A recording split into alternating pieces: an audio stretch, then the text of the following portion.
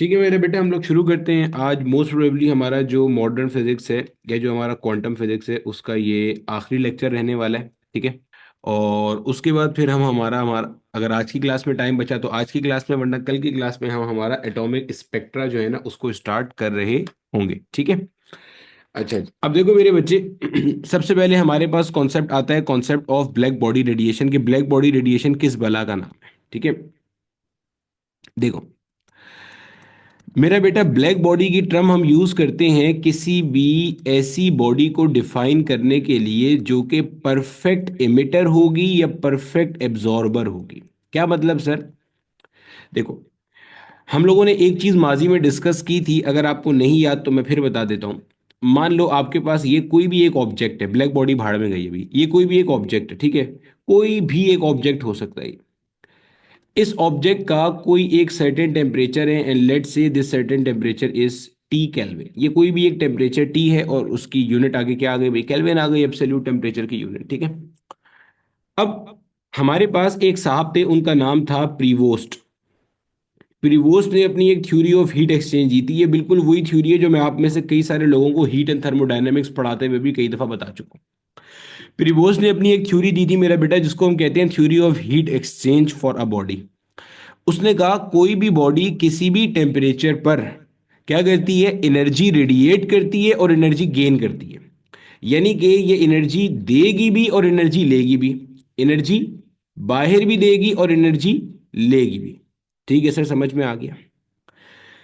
मजीद इसने ये कहा कि ये जो एनर्जी देती और लेती है, ये जो इस बॉडी का जो कलर है या जो ये एनर्जी दे रही है, इससे हम फैसला कर सकते हैं कि इस बॉडी का टेम्परेचर क्या है। मतलब इन इन इन अ नटशेल अगर मैं ब्लैक बॉडी रेडिएशन की बात करूँ ना, तो वो यही चीज़ है पूरी कहानी। जैसे मैं आपको मिसाल बताता हूँ ताकि आपको थोड़ा सा इंटरेस्ट पैदा हो कि हम क्या पढ़ने लगे। आप लोगों ने अक्सर सुना होगा कि हमारे पास जो आउटर गैलेक्सी है उसमें देर आर डिफरेंट स्टार्स। और हम क्या कर रहे होते हैं? डिफरेंट स्टार्स का टेम्परेचर कैलकुलेट कर रहे होते हैं। वरना सूरज तो सब देखते ही होगे ना, दिन निकलता है सूरज नजर आता है। सूरज का टेम्परेचर अभी कोई 6000 केल्विन के आसपास है। अब आप सोचो कि हमें कैसे पता चला कि उसका टेम्परेचर 6000 केल्विन है? मतलब हम में से कोई थर्मामीटर लेके गया था वहां पे क्या? वो तो इतनी जाइंट हॉट बॉडी है, वो तो जल जाएगा।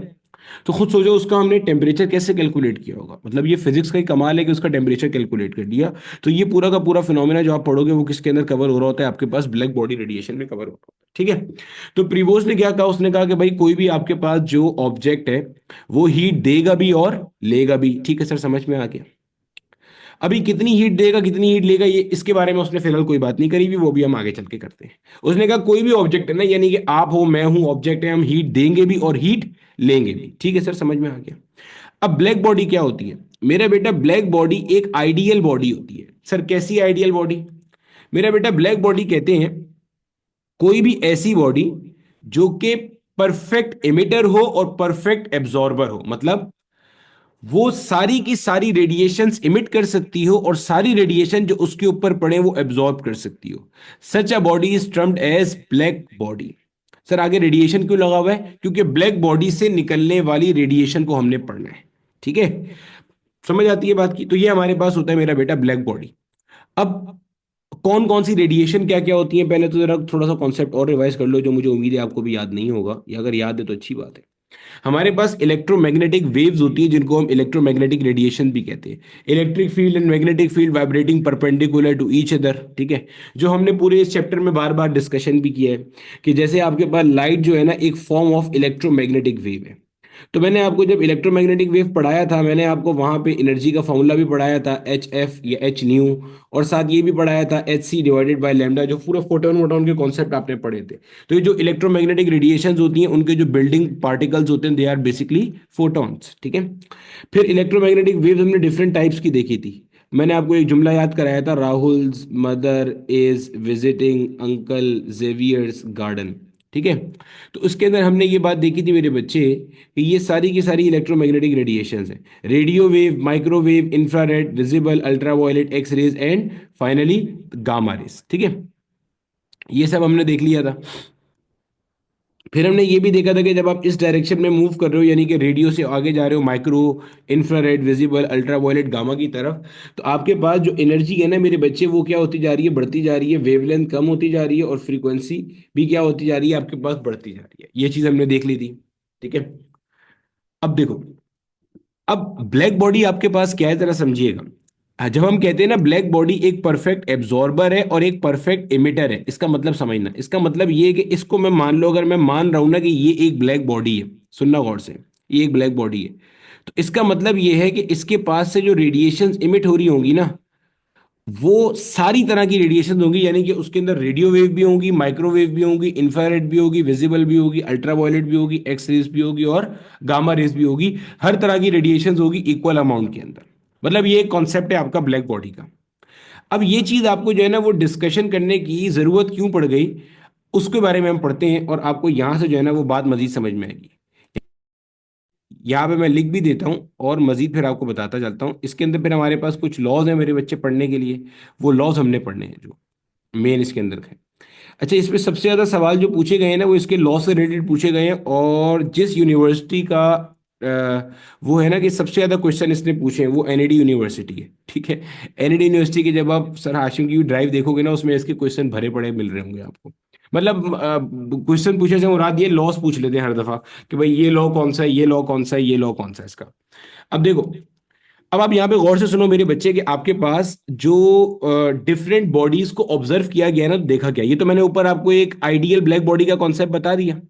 अब मेरा बेटा रियल लाइफ के अंदर जब भी किसी बॉडी को ऑब्जर्व किया गया ना, तो रियल लाइफ के अंदर कुछ इस तरह का सिनारियो सामने आया। ये जो ग्राफ मैंने आपके सामने बनाया है, ये ग्राफ मैंने किस किस के दरम्यान में बनाया? ये ग्राफ मैंने बनाया ई। ई को आप फिलहाल के लिए एनर्जी समझ लो।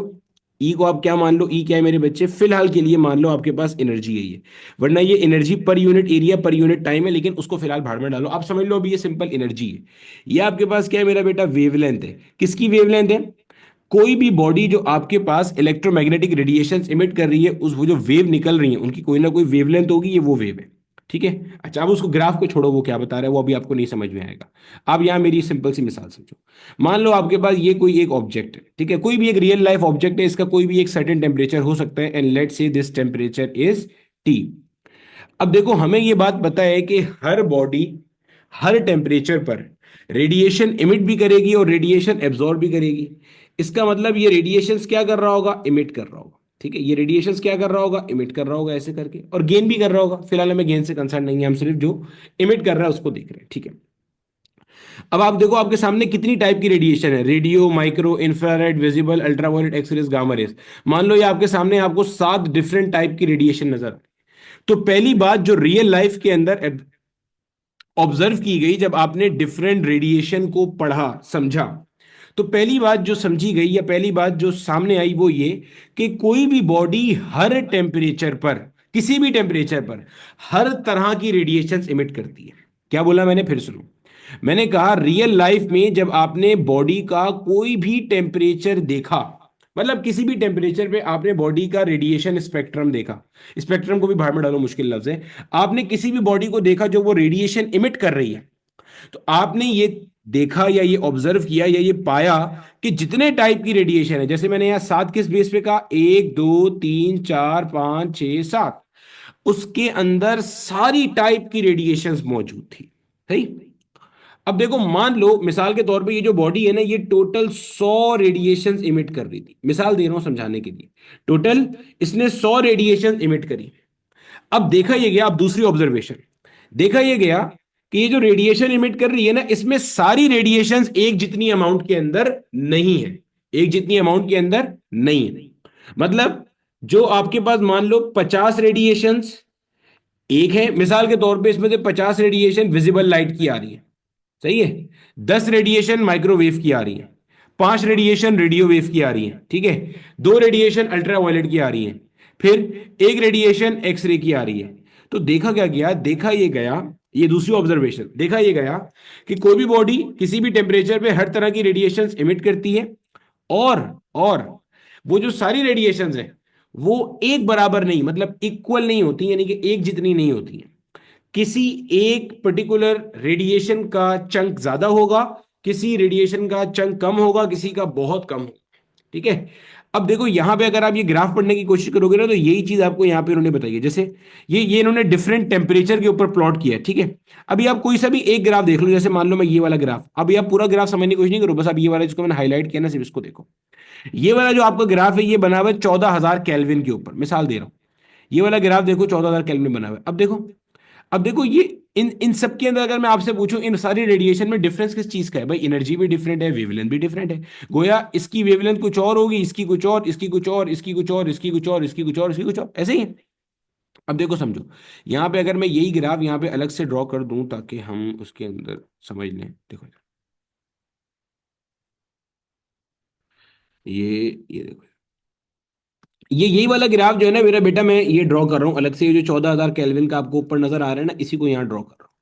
ये मेरा बेटा लैम्डा है, और ये आपके पास energy per unit area per unit time है, जिसको आप फिलहाल के लिए एनर्जी समझ सकते हो, कोई प्रॉब्लम नहीं है, ठीक है।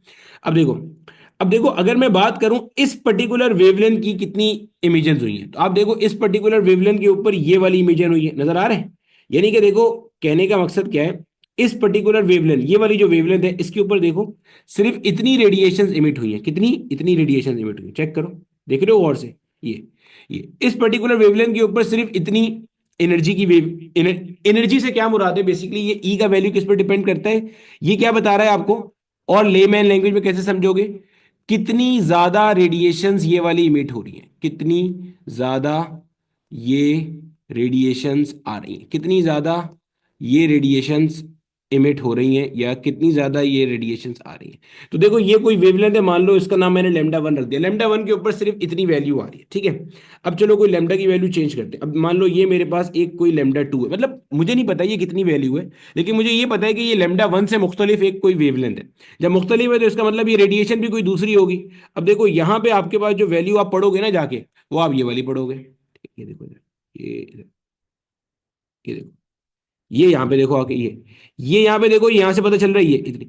अब आप देखो, आपको वाजे तौर पे नजर आ रहा है, देखो वाजे तौर पे नजर आ रहा है कि आपके पास ये जो लेमडा वन वाली रेडिएशन है, ये देखो ये यहाँ कहीं पे आ रही थी, यानी कि इसको अगर आप कह रहे हो ई वन, और इसको अगर आप कह रहे हो ई टू, तो क्या आपको ये बात नजर आ रही है कि देखो इस वेवलेंथ की रेडिएशंस कम इमिट हो रही हैं? सर ये कम ज्यादा का फैसला आप कैसे कर रहे हैं? ये वाई एक्सिस है, वाई एक्सिस में आप जितना ऊपर जाते हो वैल्यू अल्टीमेटली उतना क्या होता है, बढ़ता चला जाता है। तो भाई ये वैल्यू कम होगा, ये ज्यादा होगा, ये और ज्यादा होगा, ये और ज्यादा होगा, ये और ज्यादा होगा, ऊपर जाएंगे वैल्यू बढ़ता जाएगा। तो देखो लेमडा वन के करस्पॉन्डिंग जो रेडिएशन है वो कम इमिट हो रही है, लेमडा टू के करस्पॉन्डिंग ज्यादा इमिट हो रही है। अच्छा, इसी तरह से अगर मैं यहाँ कोई लेमडा थ्री ले लूं, मान लो ऐसे कोई लेमडा थ्री ले लिया मैंने,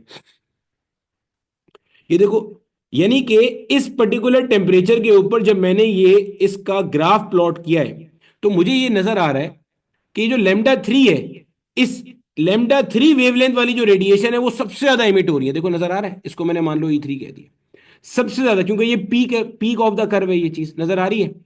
यानी कि अगर मैं फिर से रिपीट करूं कि हमें रियल लाइफ ऑब्जर्वेशन क्या मिली, हमने रियल लाइफ के अंदर डिफरेंट बॉडीज को ऑब्जर्व किया जो कि at different temperature radiation emit कर रहे थे। तो हमने ये पाया, नंबर एक, वो जो रेडिएशन इमिट करते हैं, these radiation contain all the kind of radiation, यानी कि they will have radio wave, they will have micro, infrared, visible, ultraviolet, सब तरह की होंगी। दूसरा, आप में से जो लोग मैथ्स वाले बैठे हुए हो, सब तरह की जो रेडिएशन होंगी वो मैथ्स वाले यहां से भी देख सकते हो कि आपको एक ये कंटिन्यूस फंक्शन ग्राफ नजर आ रहा है। कंटिन्यूस फंक्शन ग्राफ, मैं उम्मीद करूंगा कि आपको क्लियर होगा कंटिन्यूस कर्व क्या होता है। और ये डिस्क्रीट नहीं है, मतलब कहीं से बीच से ब्रेक नहीं हुआ हुआ है, टूटा हुआ नहीं है। तो हर तरह की वेवलेंथ का आपको इसके अंदर रेडिएशन मिल रहा है। लेकिन दूसरी बात साथ ही क्या ऑब्जर्व करी, कि सारी रेडिएशंस आपको एक बराबर अमाउंट में नहीं मिल रही है। तो इसको हम कहते हैं characteristics of black body radiation. मैं पढ़ देता हूं, आप बाद में जब इसको नोट्स बना रहे हो लिख लेना। Characteristic of black body radiation में आपको क्या मिला, these radiation consisted of all types of radiation, जो मैंने आपको बताया, साबित किया। यानी कि आप देखो ना, आप वेवलेंथ की कोई भी वैल्यू उठा लो, ये वाली वेवलेंथ लो, इस पे भी कुछ इमिट हुआ है, ये लो इस पे भी, ये लो इस पे भी, मतलब हर वेवलेंथ पे कुछ ना कुछ रेडिएशन इमिट हुआ है, ठीक है। द वेवलेंथ ऑफ, ठीक है, the wavelength of radiation does not depend upon the nature of the material of the black body but it depends on the temperature of the black body। ये क्या बात कर रहा है भाई? ये बात कर रहा है कि ये जो कर्व आपका अलग अलग हो रहा है ना, ये अच्छा, ये कर्व अलग अलग होकर क्या बता रहा है ये भी समझ लो जरा। ये देखो यहाँ इन्होंने डॉटेड लाइन से शो किया है, ये डॉटेड लाइन से ये शो कर रहा है, देखो कि यहाँ पे ये वेवलेंथ है और इस वेवलेंथ की मैक्सिमम रेडिएशन इमिट हो रही है। अगर मैं ये दूसरे कर्व की बात करूं 8000 केल्विन की, तो यहां पे देखो ये पर्टिकुलर वेवलेंथ है जिसकी मैक्सिमम रेडिएशन इमिट हो रही है। अगर 6000 केल्विन की बात करूं तो ये पर्टिकुलर वेवलेंथ है जिसकी मैक्सिमम रेडिएशन इमिट हो रही है। यानी कि जब आप डिफरेंट टेम्परेचर के ऊपर ये ब्लैक बॉडी रेडिएशन का कर्व रियल लाइफ में प्लॉट कर रहे हो, तो हर टेम्परेचर पे गौर से सुनना, हर टेम्परेचर पे अलग वेवलेंथ है जिसकी मैक्सिमम इमिजन हो रही है। मतलब अगर मैं ये बिल्कुल नीचे वाले कर्व की बात करूं तो देखो यहां पे ये वेवलेंथ है जिसकी मैक्सिमम रेडिएशन इमिट हो रही है। देखो मैं ऐसा नहीं कह रहा कि ये इमिट नहीं हो रहा या ये इमिट नहीं हो रहा, हो रहा है, सब हो रहा है। लेकिन इस सबसे नीचे वाले कर्व में देखो ये कोई वेवलेंथ है जिसकी मैक्सिमम रेडिएशन है। इससे ऊपर वाले में देखो ये कोई है, इससे ऊपर वाले में देखो ये कोई है, इससे ऊपर वाले में देखो ये कोई है, इससे ऊपर वाले में देखो ये कोई है। यानी कि आपको नजर आ रहा है कि वो वेवलेंथ जिसकी मैक्सिमम रेडिएशन एमिट हो रही है वो टेम्परेचर के चेंज करने के साथ क्या होता जा रहा है, चेंज होता चला जा रहा है। इसी पॉइंट को मैं यहां पे देखो यहां पे लिख रहा हूं, ये इसी पॉइंट को मैं यहां पे उठा के लिख रहा हूं।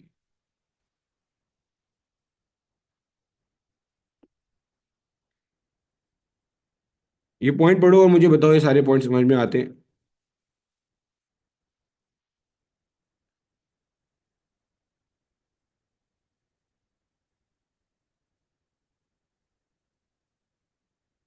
चेक करो।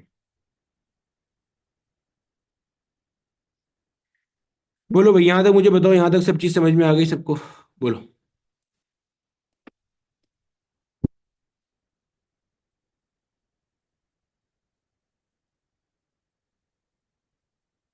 बोलो भैया, यहां तक सब चीज क्लियर हो गई सबको?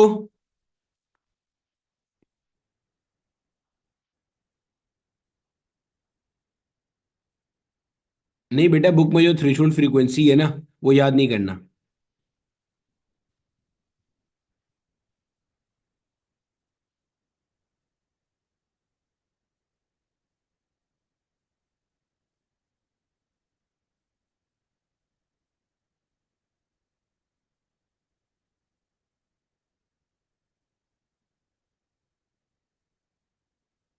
ठीक है, चलो एक बार मैं फिर से रिपीट कर रहा हूं, गौर से सुन लो सारे के सारे मैंने क्या बोला। मैंने आपको ना दो बातें बताई हैं अब तक। पहली बात मैंने आपको ये बताई मेरे बच्चे, सबसे पहली बात मैंने आपको ये बताई, ऐसे बेटा आप अपना इंटरनेट सही करो, आपका इंटरनेट सही नहीं है। अगर आपका इंटरनेट सही होगा तो आपको मेरी आवाज़ सही आ रही होगी, ठीक है? इंटरनेट आपका बिल्कुल फारिग किस्म का है। अच्छा, मैंने ये बताया आपको, मैंने आपको ये बताया कि सबसे पहली चीज कि जो भी कोई बॉडी है वो हर तरह की रेडिएशन क्या करेगी, इमिट करेगी। दूसरी बात मैंने आपको ये बताई, उसमें वो जो रेडिएशन बॉडी इमिट कर रही है उसमें सारी की सारी वेवलेंथ मौजूद होंगी। लेकिन सारी वेवलेंथ एक जितनी अमाउंट की नहीं होगी, कोई वेवलेंथ ज्यादा होगी, कोई वेवलेंथ कम होगी। तो वो वेवलेंथ जिसकी सबसे ज्यादा रेडिएशन इमिट हो रही होगी उसको हमने क्या नाम दे दिया, उसको हमने नाम दे दिया लैम्डा मैक्स का। लैम्डा मैक्स क्या है? लैम्डा मैक्स को कैसे डिफाइन करेंगे? वो वेवलेंथ जिसकी मैक्सिमम रेडिएशंस इमिट हो रही हैं, जिसकी मैक्सिमम रेडिएशंस इमिट हो रही हैं। और हमने फिर ये देखा कि अलग अलग टेम्परेचर के ऊपर लेमडा मैक्स की वैल्यू अलग अलग है। यानी कि लेमडा मैक्स, अगर आप देखो यहां पे ग्राफ देखो जो मैंने आपको दिखाया है, ये एक ग्राफ है, इसके लिए लेमडा मैक्स इस किसी वेवलेंथ पे आ रहा है। एक ये ग्राफ है, इसके लिए लेमडा मैक्स यहां कहीं आ रहा है। एक ये ग्राफ है, इसके लिए लेमडा मैक्स यहां कहीं आ रहा है। एक ये ग्राफ है, इसके लिए लेमडा मैक्स यहां कहीं आ रहा है। ठीक है, ये देखो पॉइंट फोर को भी छोड़ दो, पॉइंट फोर अभी पढ़ाता हूं, ठीक है? ये पढ़ लो। There is a wavelength called lambda max और lambda peak at which the black body emits maximum energy या मैक्सिमम रेडिएशन वाली एक वेवलेंथ है। बोलो, यहां तक समझ में आ गया?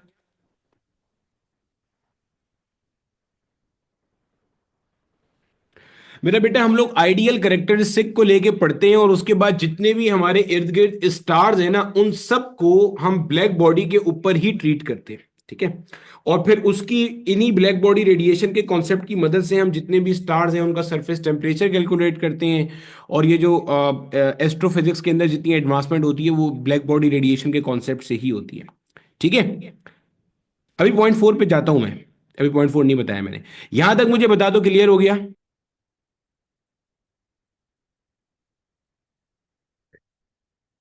बेटा पॉइंट फोर को छोड़ के मुझे बता दो, यहां तक क्लियर हो गई? ये वाली बात क्लियर हो गई? हर बॉडी हर टेम्परेचर पे सारी तरह की रेडिएशन इमिट करती है, उसमें सारी वेवलेंथ मौजूद होती हैं, लेकिन हर वेवलेंथ अलग अलग अलग अलग अलग अलग अमाउंट में इमिट होती है। वो वेवलेंथ जिसकी रेडिएशन सबसे ज्यादा इमिट होती है उसको हम लोग लैम्डा मैक्स कह रहे होते हैं। ठीक है? जी ताहिया बेटे, आप तो होगी, हमारा नहीं पता। ठीक है? क्लियर है?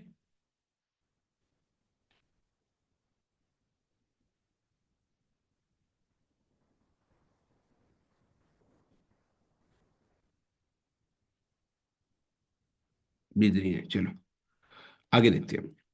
अब देखो मेरा बेटा, जो हमारे पास पॉइंट नंबर फोर है ना, ये पॉइंट नंबर फोर बेसिकली क्या कह रहा है, ये पॉइंट नंबर फोर जो है ना वो क्या कह रहा है, और उसके बाद हमने फिर इसके लॉस पढ़ने हैं सारे के सारे। ठीक है? देखो,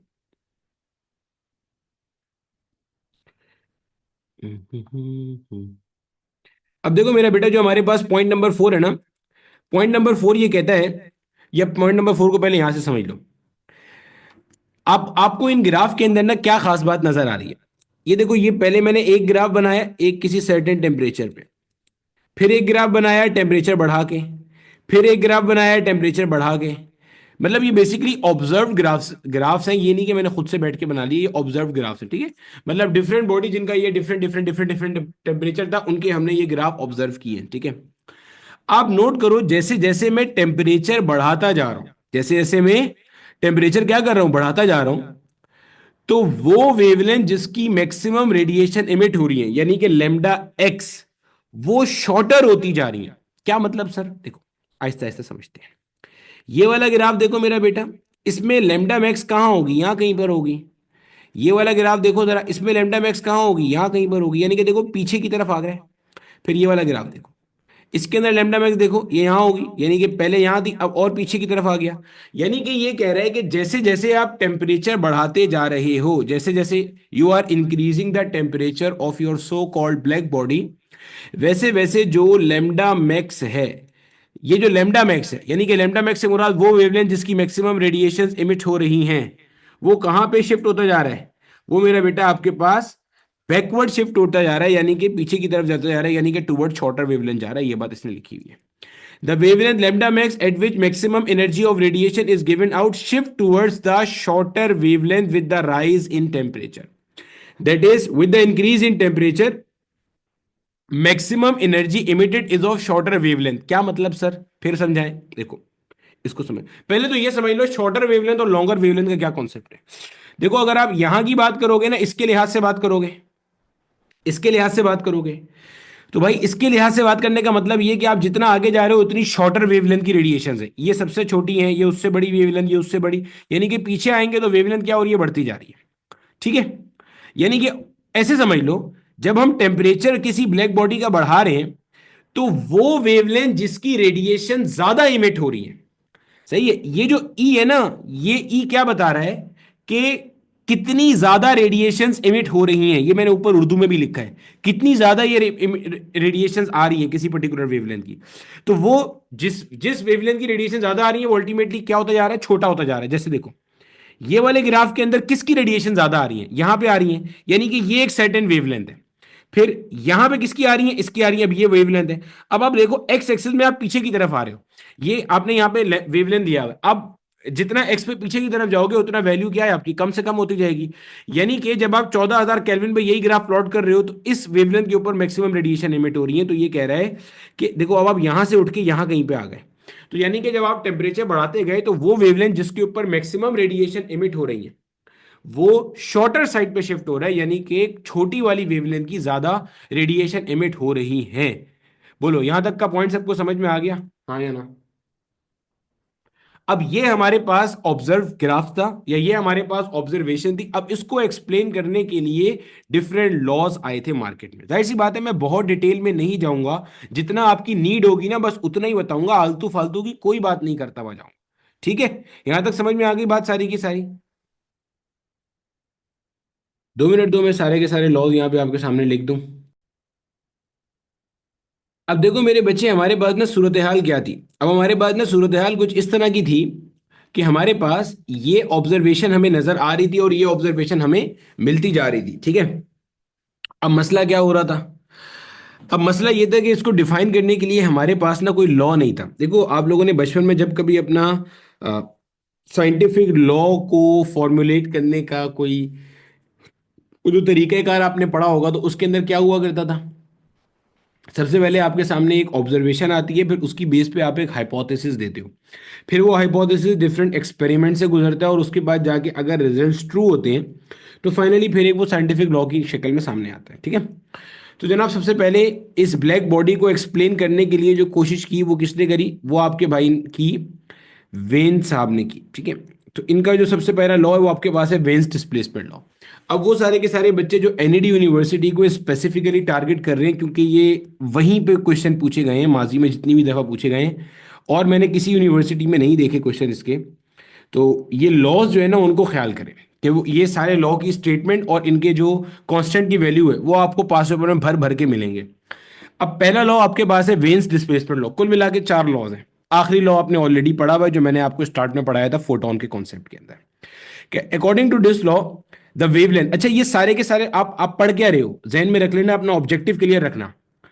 ये सारे के सारे laws they are going to try and explain the nature of the graph, जो अभी हम ऊपर पढ़ के आए हैं। ये जो हो रहा है ना, देखो अभी आप समझ लो आप इस एरा में बैठे हुए हो, आपके सामने क्या है? आपके सामने ये ग्राफ आया हुआ है क्या, कि भाई जैसी टेम्परेचर बढ़ा आपके पास एक कोई बॉडी है, उसमें हर तरह की रेडिएशन इमिट हो रही है, फिर सारी रेडिएशन एक बराबर अमाउंट में नहीं है। जब आप एक तरह से समझ लो इंटेंसिटी और वेवलेंथ का ग्राफ बनाते हो, ठीक है, तो होता क्या है कि किसी वेवलेंथ की इंटेंसिटी ज्यादा है, किसी वेवलेंथ की जो इमिटिव इंटेंसिटी है वो कम है।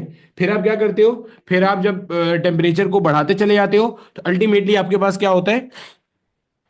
वो जो आपका लेमडा मैक्स है वो पीछे की तरफ शिफ्ट होता जाता है। पीछे की तरफ शिफ्ट होने से क्या मुराद है? कि जो सबसे ज्यादा जिस वेवलेंथ की सबसे ज्यादा रेडिएशन इमिट हो रही है वो शॉर्टर साइड पे आना शुरू हो जाती है। ठीक है, ये ऑब्जर्वेशन आपके सामने, अब इसको एक्सप्लेन करने की कोशिश की जा रही है। तो कहता क्या है? The wavelength lambda max at which a black body emits maximum energy is inversely proportional to the absolute temperature of the black body। इसने कहा कि भाई lambda max जो है ना वो इनवर्स प्रोपोर्शन के अंदर है किसके साथ? Absolute temperature of the black body के साथ। यानी कि इसने ये कहा कि जैसे जैसे आप टेम्परेचर बढ़ाओगे वैसे वैसे lambda max का वैल्यू क्या होगा? कम होता जाएगा।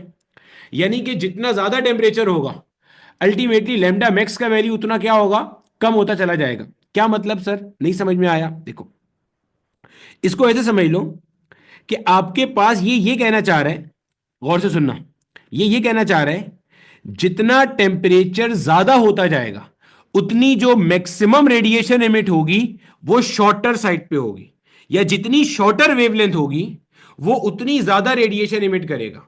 ये कहना चाह रहा है। ठीक है, तो वही बात जो अभी आप ऊपर पढ़ के भी आए थे कि lambda max is inversely proportional to क्या? टी। ठीक हो गया।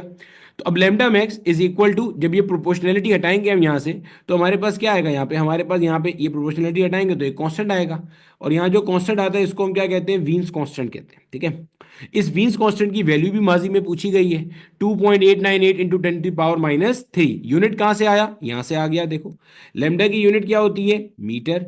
टेम्परेचर की यूनिट क्या होती है? केल्विन। तो 2.9 इंटू 10⁻³ अगर आप इनफैक्ट हाशिम की वो ड्राइव देखोगे ना तो उसमें जो आपके पास 2024 की रिक्रिएशन है। अच्छा एनईडी का जो टेस्ट होता है वो कंप्यूटर बेस्ड होता है, एनईडी का भी यूईटी का भी। नस वाले तो कुछ पेपर बेस्ड लेते हैं कुछ कंप्यूटर बेस्ड लेते हैं ना।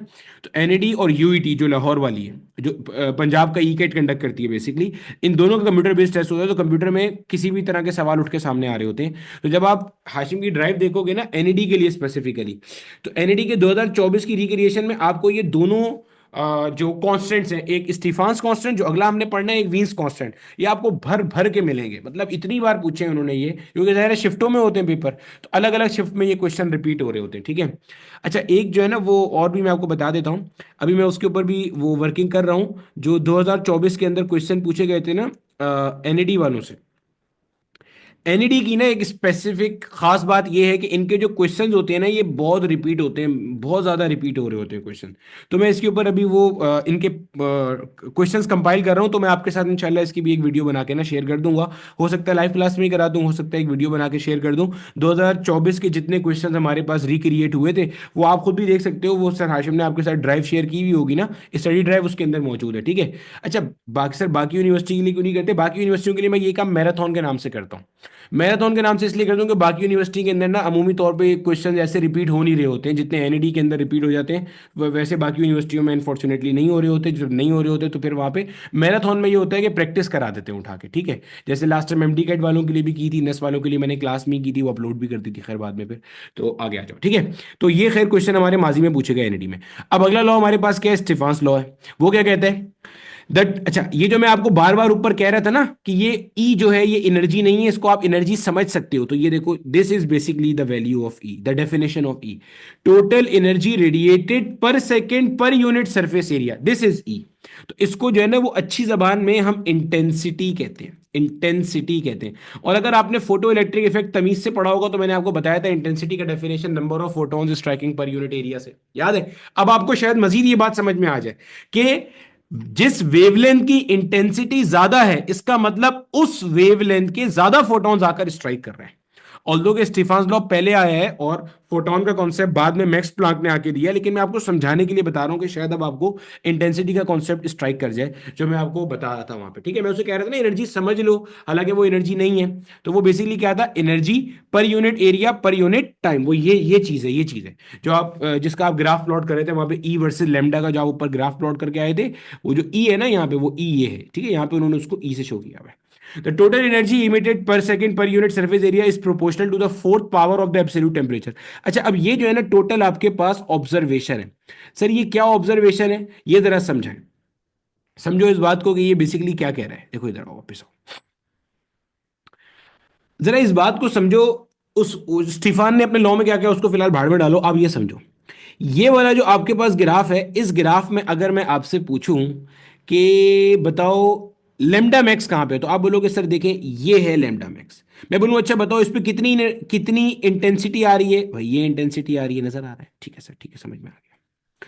फिर अगर मैं इस ग्राफ पे आता हूँ, ये वाले 8,000 केल्विन पे, मैं बोलता हूँ लेमडा मैक्स बता भाई कहाँ है, अब बोलोगे सर यहाँ कहीं पे आ रहा है लेमडा मैक्स। मैं बोलूंगा अच्छा ये ई बता कहाँ रहा है यार। अब आप देखो इसका ई यहाँ पे आ रहा था और इस वाले का ई यहाँ पे आ रहा है, तो क्या आपको ई का वैल्यू बढ़ता नजर आ रहा है? आ रहा है सर। इस ग्राफ और इस ग्राफ में डिफरेंस किस चीज का है? टेम्परेचर का है। टेम्परेचर बढ़ा रहे हो तो जो इमिसिव यानी कि जो इंटेंसिटी है वो क्या हो रही है? बढ़ती जा रही है। तो ये इसने लॉ दे दिया। अब सर पावर 4 ही क्यों आई? पावर 3 2 1 3/2 4/2 log 4 क्यों नहीं आ गया? इसलिए कि ये ऑब्जर्व ग्राफ है। ऑब्जर्व ग्राफ का मतलब क्या है? ये कैलकुलेशन नहीं करी, ये एक्सपेरिमेंटल ऑब्जर्वेशन है कि भाई आपने ना टेम्परेचर बढ़ाया और बढ़ा के देखा ई का वैल्यू कितना चेंज हो रहा है, तो ये उसने फाइंड किया कि ई is directly proportional to t की पावर 4। तो देखो वही लॉ लिखा हुआ है, total energy radiated per second per unit surface area is proportional to the fourth power of the absolute temperature of the black body. और यहां से आपके पास आता है is equal to sigma t power 4, ठीक है। Where sigma is called Stefan Boltzmann constant और इसका ये वैल्यू होता है। अब ये वैल्यू, इसकी यूनिट कैसे निकली है भाई? ये यूनिट आप यहां से आप खुद भी निकाल सकते हो, कोई ऐसा कमाल या रॉकेट साइंस नहीं है। ये क्या बन जाएगा? Sigma will be equal to e divided by t to the power 4। सही है। अब ई आपके पास मैंने क्या बताया था? Energy per unit area per unit time, ठीक है। तो energy per unit area, energy per unit area per unit time का ये बन जाएगा। फिर अपॉन में टी की पावर 4, टी की पावर 4 का मतलब क्या होता है? केल्विन टू दी पावर 4, भाई यही हो जाएगा। अब ये देखो, ये जो आपके पास है ना जूल, ये आपको जूल लिखा नजर आ रहा है, ये नजर आ रहा है आपको सेकंड लिखा हुआ। ये जो जूल पर सेकंड है ना, इसको मेरे बच्चे में वॉट कह सकता हूँ। क्यों? पावर रिवाइज करो, पावर क्या होती है? Energy per unit time. तो क्या बन गया ये बन गया मेरे बच्चे watt per metre square per kelvin to the power 4। सही है। अब इसको जब मैं यूपर लेके चला जाऊंगा तो ये क्या बनेगा? वॉट मीटर की पावर -2 केल्विन की पावर -4। सही हो गया। ये देखो ये यूनिट यहाँ इसकी लिखी, ठीक है। यूनिट तो खैर इसकी नहीं पूछी थी, इसकी वैल्यू पूछी थी उन्होंने, उसमें यूनिट खुद ही कवर हो रही थी। 5.7 इंटू 10 की power -8 watt per metre square per kelvin to the power 4। अच्छा, आपको लग रहा होगा यार ये पता नहीं कितनी आसान आसान चीजें हैं। ये स्टीफन का लॉ जो है ना एक रीढ़ की हड्डी है, बुनियादी इसकी अहमियत है इस इक्वेशन की एस्ट्रोफिजिक्स के अंदर। आप खुद सोचो ना यार, स्टार का जो आप टेम्परेचर कैलकुलेट करते हो, वो आप कैसे कर सकते हो, वो इसी क्वेश्चन की मदद से तो करते हो आप, और कैसे करोगे आप? ठीक है। यानी कि आप देखो, मान लो आपने सूरज का टेम्परेचर कैसे कैलकुलेट किया। अब देखो, सूरज का टेम्परेचर कैलकुलेट करने की मैं आपको प्रैक्टिकल साइंस बता रहा हूँ इसी उससे, वो मतलब मुझे नहीं लंबी करनी इतनी, लेकिन अब बीच में आ गया इसलिए बता रहा हूँ। देखो, अब ये इक्वेशन आपके सामने है, सिंपल सी। आपने सूरज के पास से जो रेडिएशन आ रही हैं, आपने उनको गेन किया, गेन किया, गेन किया, गेन किया, आपने उसका स्पेक्ट्रम प्लॉट कर दिया। अब मान लो ऐसे करके आपके पास एक स्पेक्ट्रम बन गया, आपने उसकी मैक्सिमम जो ई है ना वो आपने पढ़ी, मैक्सिमम ई कहां पे आ रही है। आपने उसका मैक्सिमम ई नोट किया, एक्सपेरिमेंटल कैसे भाई, आपने स्पेक्ट्रोमीटर लगा के सूरज से आने वाली रेडिएशन को आपने गेन किया। नहीं तो आपने वो जो बाहर अपने जो ऑब्जेक्ट्स भेजे होते हैं इस काम के लिए, ठीक है, जैसे हबल टेलीस्कोप भेजा हुआ है, और डिफरेंट आपने जो चीजें भेजी हैं ऑब्जर्वेशन लेने के लिए, वहां पे आपने उसको रिकॉर्ड किया, इसकी ऑब्जर्वेशन ली, आपको ई का वैल्यू पता चल गया। सिग्मा आपको पता है, लाके आपने डिवाइड किया, आपको टी पावर 4 पता चल गया, आपने दोनों तरफ ये अंडर रूट तो नहीं, खैर रूट ये 4 अप्लाई कर दिया, तो रेडिकल 4 अप्लाई कर दिया आपने, तो आपको यहाँ से सन का टेम्परेचर मिल गया आके, जो कि तकरीबन 5700 केल्विन से 6000 केल्विन के दरम्यान में आ रहा होता है। तो हम किसी भी स्टार का टेम्परेचर यहीं से कैलकुलेट कर रहे होते हैं, ठीक है। चलो, ये आ गया। अच्छा, अब इसके बाद आता है मेरा बेटा हमारे पास रिले जीन्स लॉ। अच्छा, रिले जीन्स लॉ जो है ना वो समझना बहुत आसान है। वो जो ऊपर आप दो लॉ पढ़ के आए हो ना, उन दोनों को आप मिला दोगे तो आपको रिले जीन्स लॉ मिल जाएगा। Lambda is inversely proportional to t. अगर मैं दोनों साइड्स को रेसिप्रोकल कर दूं तो ये लिखा हुआ है। यस सर, ये लिखा हुआ है। अगर मैं यहाँ पे पावर 4 कर दूं तो ये लिखा हुआ है t power 4 inversely proportional to lambda to the power. Yes sir, ये लिखा हुआ है। ये हो गया आपका वीन्स लॉ जो आप ऊपर पढ़ के आए थे। अब उसके बाद जो आपका ये स्टीफान्स लॉ था, that was e directly proportional to t to the power 4। अब इसी इन दोनों चीजों को मिला दो जो आपके सामने लिखी हुई है, क्या बनेगा भाई?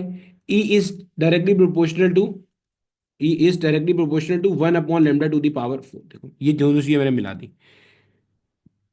मतलब इसके पीछे और बहुत साइंस है, सिर्फ ये नहीं है कि ये बस ऐसे बड़े मजे से मिल गया आकर के। लेकिन आपके लिए जितना जरूरी है वो मैंने बता दिया। ये यहां से आपने इसको मिला दिया उठा करके, ठीक है। ये देखो, इसको मिला दिया करके, तो ये क्या बन गया? E is inversely proportional to lambda to the power 4, ये आपके सामने लिखा हुआ है। This is termed as Rayleigh Jeans law. Energy associated with a particular wavelength is inversely proportional to the fourth power of the wavelength. यानी कि ये क्या कह रहा है? ये कह रहे हैं कि आपके पास जितनी शॉर्टर वेवलेंथ इमिट होगी उतनी एनर्जी क्या होगी? ज्यादा होगी। समझना जरा यहां पे, जितनी छोटी वेवलेंथ इमिट होगी उतनी एनर्जी आपके पास क्या होगी? ज्यादा होगी। जितनी छोटी वेवलेंथ है उतनी एनर्जी क्या होगी? ज्यादा होगी। क्या मतलब? देखो इधर, ये देखो, अगर आप इस ग्राफ को देखते हो, अब यहीं पे ना इसका फेलियर भी, अच्छा ये सारे लॉ जाहिर सी बात है एक एक करके फेल होते चले गए, वरना अगर भाई अगर एक ही लॉ सारा का सारा सक्सेसफुली डिस्क्राइब कर देते तो फिर दूसरे को लॉ देने की जरूरत क्या पड़ती? ठीक है, ये सारे लॉस फेल होते गए। अब अभी रिले जेन्स लॉ का जैसे मैं आपको फेलियर भी बता देता हूँ कि इसके अंदर क्या आया था। अब आप इस ग्राफ को देखो, आपको समझ में आ जाएगा। देखो, ये वाली वेवलेंथ है, इसके ऊपर देखो ई सिर्फ इतना इमिट हो रहा है। जब आप लेमडा 1 से लेमडा 2 के ऊपर है, अब देखो ये लेमडा 2 जो है ना, this is less than lambda 1। कैसे पता चल रहा है भाई? जब आप ग्राफ बनाते हो, यहां पे अगर 7 आ रहा है तो आगे जाके 8 आएगा, फिर आगे जाके 9 आएगा। जब पीछे आ रहे हो उसका मतलब वैल्यू क्या हो रही है? डिक्रीज हो रही है ना। तो जब आप पीछे आ रहे हो उसका मतलब वेवलेंथ कम हो रही है। तो देखो, जो इसके ऊपर ई है वो वैल्यू क्या हो गई? बढ़ गई। यानी कि जैसे जैसे आप वेवलेंथ कम कर रहे हो तो ई का वैल्यू क्या हो रहा है? बढ़ता जा रहा है। अब देखो, यहां तक तो जब आप आते हो ना तो ये रेले जीन्स लॉ बिल्कुल सही चल रहा है। पहले यह बता दो, यहां तक सब चीज समझ में आई है? जब आप लेमडा 1 से देखो लेमडा 2 पे आए, लेमडा 2 से आप लेमडा 3 पे आए, तो देखो आपका रिले जीन्स लॉ बिल्कुल सही चलता हुआ आ रहा है। लेकिन लेकिन अगर मैं आपको बोलूं कि यार यहां कहीं पे एक मान लो लेमडा 4 है, यहां कहीं पे एक लेमडा 4 है, समझना इस बात को खूब अच्छे से। अब ये मान लो आपके पास लेमडा 4 है। अब अगर मैं लेमडा 4 की आपको बोलूं यार ई बताओ, ई से मुराद इंटेंसिटी है, energy per unit area per unit time, अगर मैं आपको बोलूं बताओ, तो देखो आप क्या बताओगे मुझे? ये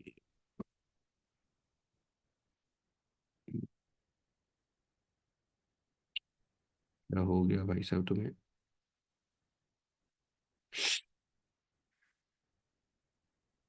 देखो,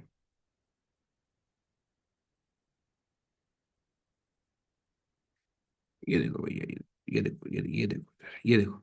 अगर मैं आपको बोलूं यार लेमडा 4 पे बताओ मैक्सिमम, जो ये लेमडा 4 जो है इसके ऊपर कितना ई का वैल्यू आ रहा है, तो आपको देखो ये लेमडा 4 पे ई का वैल्यू ये नजर आ रहा है। अब आपको देखो रेले जीन्स लॉ का फेलियर भी यहां साथ ही नजर आ रहा होगा। क्या फेलियर है भाई? आपने पहले ये बात देखी थी कि ई is inversely proportional to lambda to the power 4। यानी कि shorter the wavelength greater will be the value of ई।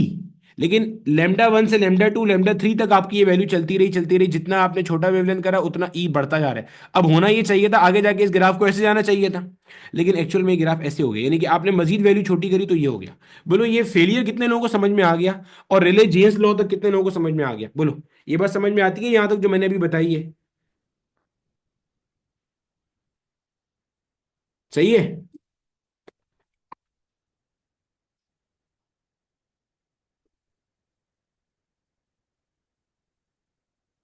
वो जाना तो ऊपर चाहिए था, वो बोलता है भाई, रेले जेन क्या कह रहा है, वो बोल रहा है भाई और छोटी वेवलेंथ होगी तो ई का वैल्यू और बढ़ जाएगा।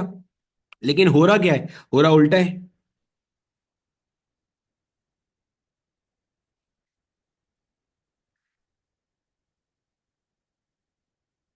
ये यही वजह है कि यही वजह है मेरे बच्चे कि जब आप ये ग्राफ पढ़ते हो ना, तो इस ग्राफ के बारे में ना, रेले जेन्स लॉ के बारे में ये लाइन अक्सर व बेशतर लिखी मिल रही होती है, ये वाली।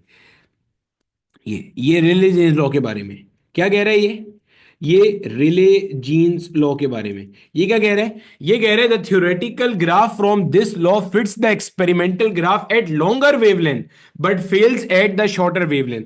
क्योंकि ये कह रहा था कि भाई जब वेवलेंथ कम करोगे तो जो इंटेंसिटी है उसका वैल्यू क्या होगा, बढ़ता चला जाएगा।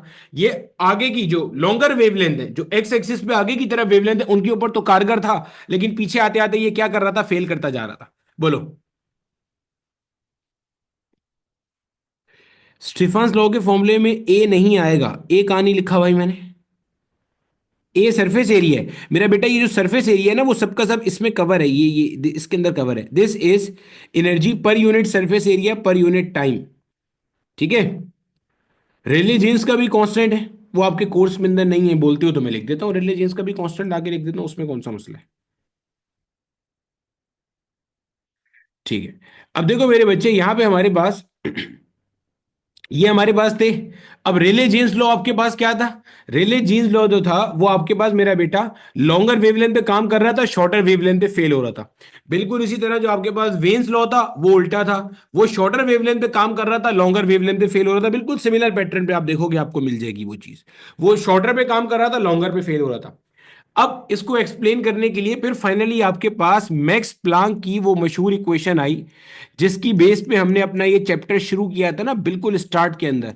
तो मैक्स प्लांक ने अपनी जो इक्वेशन दी थी कि आपके पास ये सारे के सारे जो वो हैं, जिसे कहना चाहिए आपके पास ये जो इलेक्ट्रोमैग्नेटिक रेडिएशन है, all these are made up of energy packets, जिनको आप क्या नाम कह देते हो, फोटॉन्स कहते हो। तो hot bodies radiate energy in discrete amount.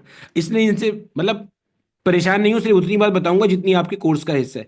इसने कहा कि आपके पास ये जो हॉट बॉडीज एनर्जी रेडिएट करती है ना, ये कंटिन्यूसली नहीं करती है, जो आज तक लोग समझते आ रहे थे। इन्होंने कहा these bodies radiate in energy in a discrete amount call the quanta of energy. Quanta फिर वही पैकेट का कॉन्सेप्ट आ गया। The energy of each quanta और photon is directly proportional to the frequency of the oscillation. This is the reason कि कहीं पे energy ज्यादा है, कहीं पे एनर्जी कम है। तो ई इज, अच्छा यहाँ पे अब जो ये ई है ना, ये आपके पास एनर्जी है, ये इंटेंसिटी नहीं है। This is termed as the energy of photon. ठीक है, this is termed as the energy of photon. ठीक है। तो e is equal to h nu, या एनर्जी, ये वही वाला आपके पास फॉर्मूला आ जाएगा फिर उठ के आगे। फिर e is equal to h c upon lambda, और ये वही आपके पास इक्वेशन लिखी हुई है जो हमने अपनी वेव के अंदर इक्वेशन पढ़ी थी, v is equal to f lambda. इसको जब आप फोटोन या इलेक्ट्रोमैग्नेटिक रेडिएशन के लिए डालोगे तो ये क्या बन जाएगा, C is equal to nu times of lambda. अब ब्लैक बॉडी रेडिएशन में आपसे जो सवाल पूछेगा वो ये लॉ स्टेटमेंट के थ्रू पूछेगा, या वो आपसे पूछेगा इन कांस्टेंट्स की वैल्यू। ठीक है। ये मेरा बेटा हमारे पास ब्लैक बॉडी रेडिएशन का कॉन्सेप्ट था। और कभी कभार वो ऐसा भी कर सकता है, कभी कभार वो ऐसा भी कर सकता है कि आपको ई का वैल्यू दे दे, आपको ई का वैल्यू वो गिवन कर दे, और सिग्मा का वैल्यू आपको वो दे दे, सिग्मा का वैल्यू आपको वो दे दे, यानी कि जो स्टीफान बोल्ट्जमैन कांस्टेंट है वो आपको गिवन कर दे, और आपसे बोल दे यार किसी बॉडी का ना टेम्परेचर बता दो।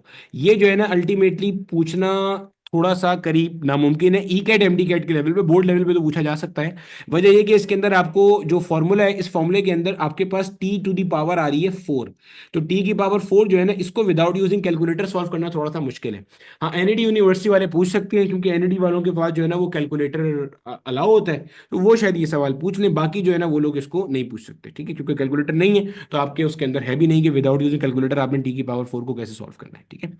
बोलो भैया, यहां तक सबको बात समझ में आ गई? तो हम हाइजेनबर्ग का अनसर्टेनिटी प्रिंसिपल स्टार्ट करते हैं। अभी इसमें बहुत डिटेल है, इतनी डिटेल है कि 3 से 4 घंटे के लेक्चर बनेंगे जब डिटेल में इसको बनाऊंगा तो।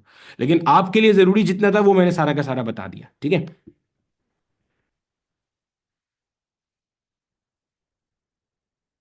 स्टीफान लो और व्हील्स डिस्प्लेसमेंट दोनों एक ही जगह पे फेल होते हैं, दोनों एक ही जगह फेल होते हैं, ठीक है। हाँ बेटे, एनईडी के अंदर वो साइंटिफिक कैलकुलेटर अलाउ होता है जो आप यूज करते हो, प्रोग्रामेबल नहीं होता, साइंटिफिक अलाउ होता है, वो वाला, वो जो एफ एक्स कौन सा होता है, 991 ES, वो वाला अलाउ होता है, ठीक है। इसके क्वेश्चन थ्योरेटिकल है अनुष बेटे, आप सीधे उठा के पढ़ लो इसको बस लॉ के हिसाब से।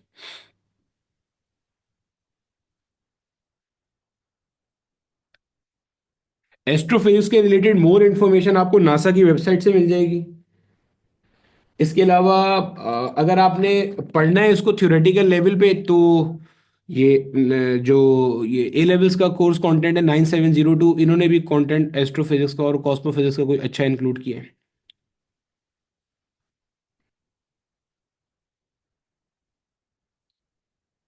हॉट बॉडी हमेशा इमिट करती है नाहिल बेटे,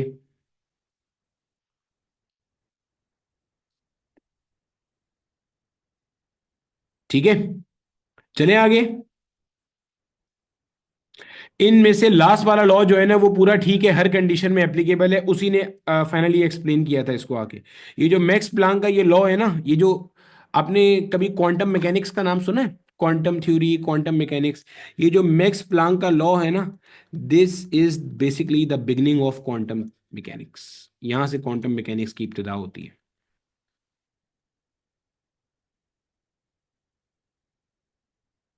ठीक है। अब देखो मेरे बच्चे, हमारे पास जो हमारा अगला कॉन्सेप्ट है, वो हमारे पास है हाइजेनबर्ग का अनसर्टेनिटी प्रिंसिपल। ये भी एक आसान सी चीज है, ठीक है, बचपन से पढ़ते आ रहे हो आप ये भी। अनसर्टेनिटी प्रिंसिपल, ठीक है, क्या कहता है ये? अब देखो, अनसर्टेनिटी प्रिंसिपल जो आपने पढ़ा हुआ है, वो क्या कहता है? वो ये कहता है मेरा बेटा कि आप किसी भी अनसर्टेनिटी प्रिंसिपल, अनसर्टेनिटी कहते किस चीज को है? गैर यकीनी सूरत हाल। गैर यकीनी सूरत हाल। क्या मतलब गैर यकीनी सूरत हाल? देखो, मैं मिसाल के तौर पे कहता हूँ कि पाकिस्तान और इंडिया का मैच हो रहा है। हो सकता है पाकिस्तान जीत जाए, हो सकता है इंडिया जीत जाए, हो सकता है मैच ड्रॉ हो जाए, ठीक है, हो सकता है मैच बगैर नतीजे के खत्म हो जाए। तो अनसर्टेनिटी है भी। अनसर्टेनिटी इज जब जो है ना डाउटफुल कंडीशन होती है, when you are not certain about the outcome, this is uncertainty, ठीक है। अब अनसर्टेनिटी जो है, जैसे मिसाल के तौर पे, अच्छा, अनसर्टेनिटी प्रिंसिपल क्या कहता है? कहता है आपके पास जो भी कोई एक मूविंग इलेक्ट्रॉन है, आप इस मूविंग इलेक्ट्रॉन का मोमेंटम और पोजीशन साइमल्टेनियसली डिटरमाइन नहीं कर सकते। You can not define, you can not you can not define, अभी आपको रीजन भी समझ में आ जाएगी। You can not define simultaneously. क्या क्या आप साइमल्टेनियसली डिफाइन नहीं कर सकते? You can not define simultaneously exact location and exact momentum of the photon. यानी कि आप ये जो पी है ना, यहां पे पी से मुराद है आपके पास momentum, P is basically momentum, जहन में रख लेना, and X is basically position. तो you can not define position of electron and momentum of an electron simultaneously, ठीक है। फिर साथ में ये कहता है कि इनकी जो अनसर्टेनिटी, यहाँ डेल्टा पी से मुराद चेंज नहीं है, डेल्टा पी से मुराद अनसर्टेनिटी इन मोमेंटम है, और डेल्टा एक्स से मुराद अनसर्टेनिटी इन पोजीशन है। कहते हैं इन दोनों की जो अनसर्टेनिटीज है ना, उनका प्रोडक्ट कांस्टेंट है, और वो एच कट के बराबर है, या कई दफा वो एच के बराबर लिखा होता है। H cut is basically Dirac constant, और जो एच है ना, ये तो आपको पता ही है, दिस इज प्लांक्स कांस्टेंट, ठीक है, यहां लिख देते हैं। दिस इज प्लांक्स कांस्टेंट, ठीक है।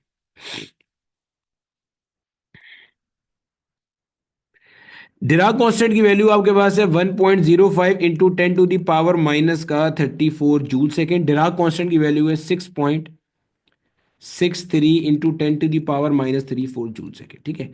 अब ये क्या कह रहा है, कैसे कह रहा है, क्यों डिफाइन नहीं कर सकते, इस बात को समझने के लिए जाते हैं, ठीक है।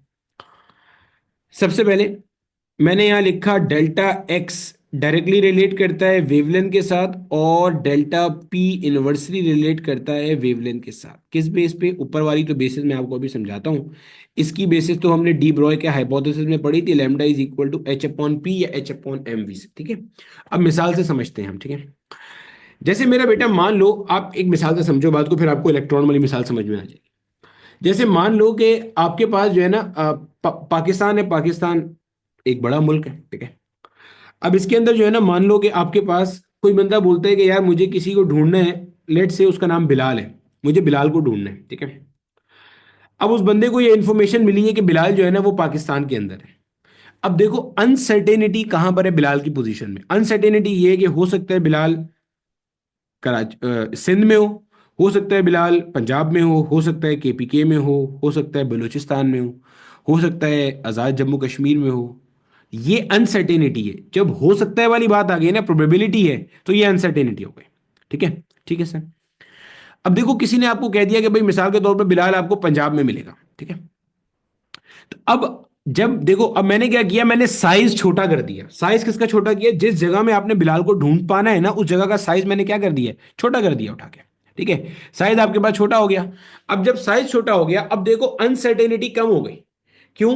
भाई हो सकता है आपने पहले 100 दफा चेक करना हो, तो अब 100 दफा में से कुछ दफा आप यकीनन सिंध में चेक करते, कुछ बलूचिस्तान, कुछ केपी के अलग अलग जगह चेक करते।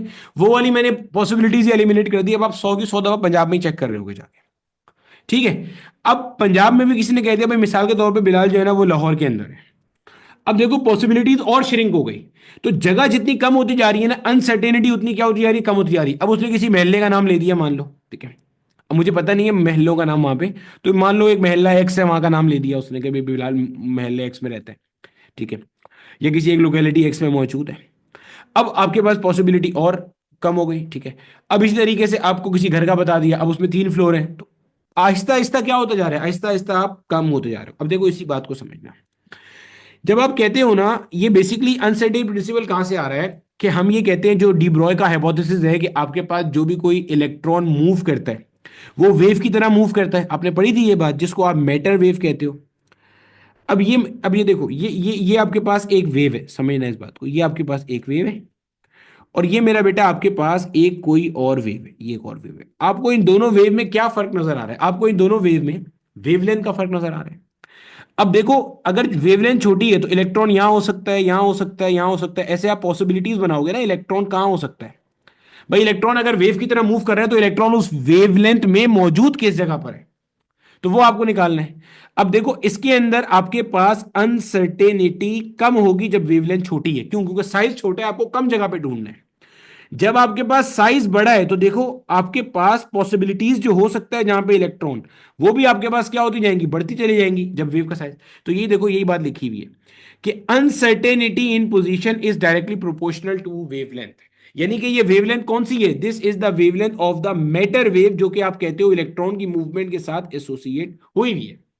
यानी कि आपने क्या कहा? आपने कहा कि भाई वेवलेंथ बड़ी है तो अनसर्टेनिटी ज्यादा है, वेवलेंथ छोटी है तो अनसर्टेनिटी क्या है, कम है, ठीक है। अब यहां देखो, यहां पे uncertainty in momentum is inversely proportional to wavelength. यानी कि वेवलेंथ ज्यादा है तो मोमेंटम की अनसर्टेनिटी क्या है, कम होती जाएगी। और वेवलेंथ कम है तो अनसर्टेनिटी इन जो मोमेंटम है वो क्या होगी, बढ़ती चली जाएगी। अच्छा अब देखो यहां पे प्रॉब्लम क्या है। अब मान लो आप ये चाह रहे हो कि मैं position of momentum certainly define कर दूं, यानी कि पोजीशन ऑफ मोमेंटम मैं श्योरिटी के साथ डिफाइन कर दूं। श्योरिटी मतलब यकीन के साथ डिफाइन कर दूं। या मैं क्या करूं, या मैं इसकी अनसर्टेनिटी कम कर दूं, अनसर्टेनिटी कम कर दूं पोजीशन की। तो देखो अनसर्टेनिटी कम करने के लिए आपको वेवलेंथ क्या करनी है, कम करनी है। अब वेवलेंथ कम करोगे तो अनसर्टेनिटी इन पोजीशन कम हो जाएगी, लेकिन अनसर्टेनिटी इन मोमेंटम बढ़ जाएगी। पॉइंट समझ में आ रहा है?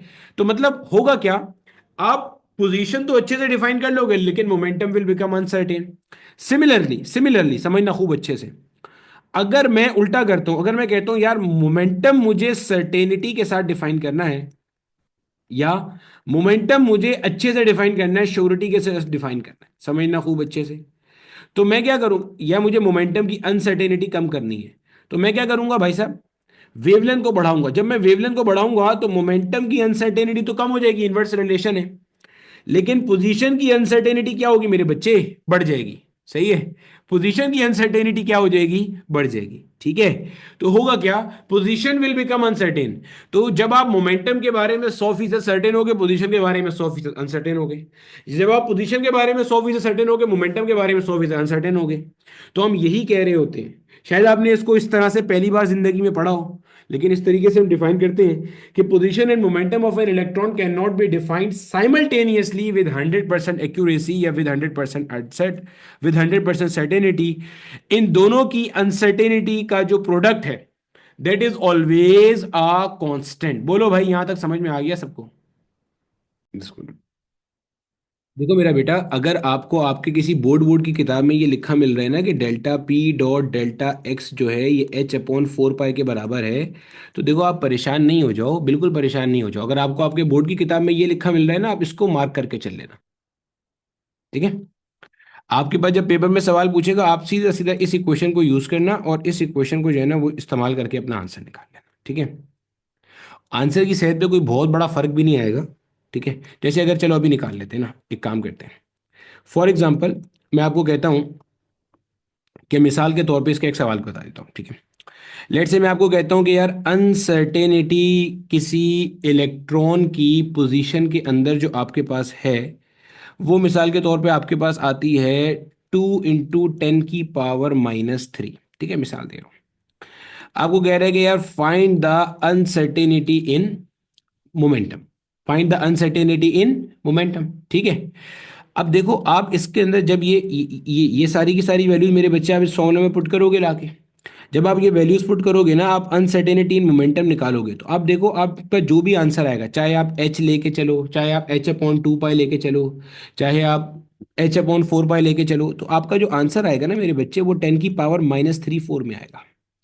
10⁻³ का मतलब समझते हो, जो भी डेसिमल है इस डेसिमल को आपने पीछे ऐसे मूव करता हुआ जाना है, कितने डिजिट्स, 34 डिजिट्स तक आपने मूव करता हुआ जाना है।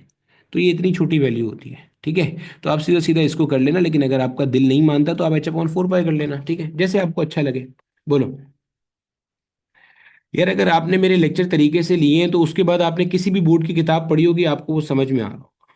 ठीक है, किसी ने वैसे कोशिश करी है किताब पढ़ने की साथ में? कोई ऐसा जिसने लेक्चर लेने के बाद किताब पढ़ी हो, तो उसको किताब में लिखी हुई कोई चीज़ समझ में ना आ रही हो? कोशिश की थी, समझ में आ रहा था सब? KBK की पढ़ी थी? अरे माशाल्लाह माशाल्लाह। फेडरल की पढ़ी थी, समझ में आ गया था? पंजाब की नहीं पढ़ी किसी ने? पंजाब की सबसे कंसाइज मैनर में लिखी हुई है, सबसे प्रिसाइज कंसाइज ये लिखी हुई है पंजाब की।